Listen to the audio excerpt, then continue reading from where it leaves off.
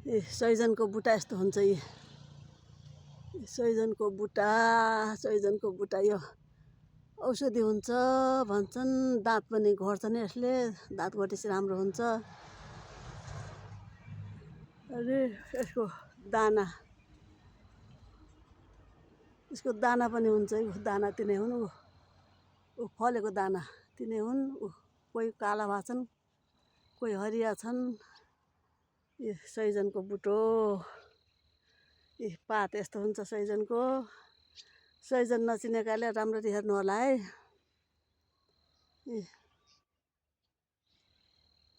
सैजनको बुट्टा,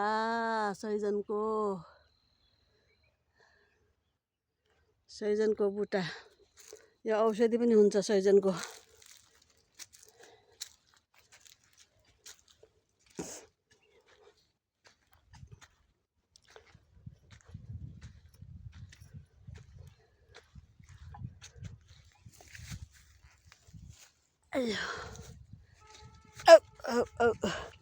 यता धान छन्, फेरि यता धान पाकेर पहेँलै भएको छन्। त्यता फेरि माइजूले फेरि दाउरा काट लाउनु भएको छ फेरि। अनि दाउरा काटेर धुमधाम छ। धान पाकेर यता यस्तै छ।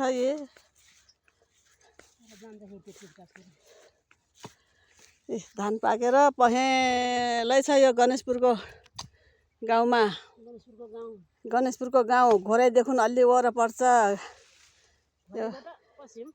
घोराइदेखि पश्चिम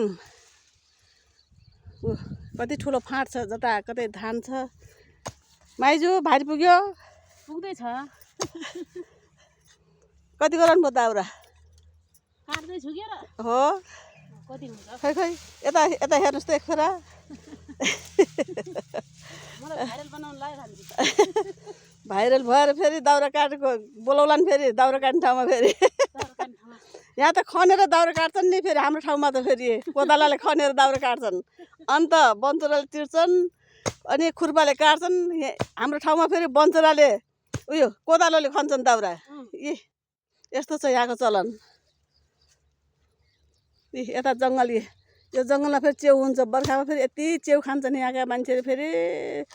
माइजूले कति खानुभयो च्याउ? यो हो। च्याउ खाने जङ्गल पनि टाढा छैन। यति च्याउ खाने भइगयो। यति कोदालालाई खनेर दाउरा काट्ने भइगयो।